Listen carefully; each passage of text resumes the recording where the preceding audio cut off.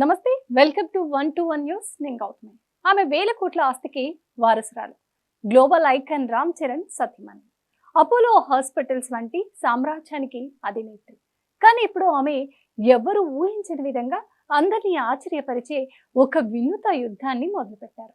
అది రాజకీయం కాదు, వ్యాపారం కాదు, మన ప్రాథమిక ఆరోగ్యానికి సంబంధించిన ఒక పచ్చి నిజం. విదేశీ పద్ధతులను వదిలేయండి, మన మూలాలోకి వెళ్ళండి అంటూ కొనిదెల ఉపాసన చేపట్టిన దేశీయ టాయిలెట్ ప్రచారం ఇప్పుడు ఇంటర్నెట్ను షేక్ చేస్తుంది. అసలు ఒక సెలబ్రిటీ అయి ఉండి ఇలాంటి అంశంపై ఆమె ఎందుకు గొంతు ఎత్తుతున్నారు? దీని వెనుక ఉన్న సైన్స్ ఏంటి? ఇది నేటి మన స్పెషల్ కవరేజ్. ఆధునికత పేరుతో మనం అలవాటు చేసుకున్న విదేశీ టాయిలెట్ పద్ధతులు మన శరీరానికి శాపంగా మారుతున్నాయా? అవునని అంటున్నారు ఉపాసన. అపోలో లైఫ్ వేదికగా ఆమె స్వయంగా రంగంలోకి దిగారు.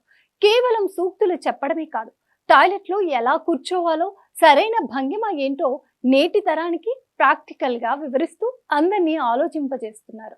వేల కోట్ల సామ్రాజ్యం ఉన్న ప్రజల ఆరోగ్యం కోసం స్వయంగా మార్కెటింగ్ మరియు ప్రమోషన్ బాధ్యతలు చేపట్టడం ఆమె నిబద్ధతకు నిదర్శనం. ఈ ప్రచారం వెనుక ఒక గంభీరమైన ఆరోగ్య రహస్యం దాగి ఉంది.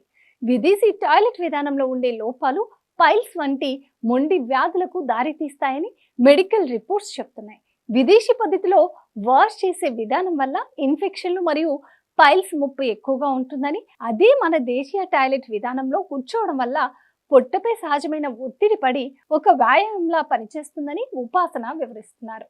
ఇది కేవలం టాయిలెట్ అలవాటు మాత్రమే కాదు, జీర్ణక్రియను మెరుగుపరిచే ఒక సహజ సిద్ధమైన చికిత్స. బిగ్ సెలబ్రిటీ హోదాలో ఉండి కూడా ఎవ్వరూ మాట్లాడడానికి ఇష్టపడని ఒక సున్నితమైన అంశాన్ని ధైర్యంగా తెరపైకి తెచ్చిన ఉపాసన గారిపై నెటిజన్లు ప్రశంసల వర్షం కురిపిస్తున్నారు. హ్యాట్స్ ఆఫ్ మేడం, నిజమైన స్ఫూర్తి అంటే మీరే అంటూ సోషల్ మీడియా హోరెత్తిపోతుంది. ఫ్యాషన్ వెనుక పరిగెత్తే ఈ కాలంలో ఆరోగ్యం వెనుక ఉన్న సాంప్రదాయాన్ని గుర్తు చేస్తున్న ఉపాసన కొనిదెల ప్రయాణం ఇప్పుడు లక్షలాది మందిలో మార్పుకు శ్రీకారం చుడుతోంది.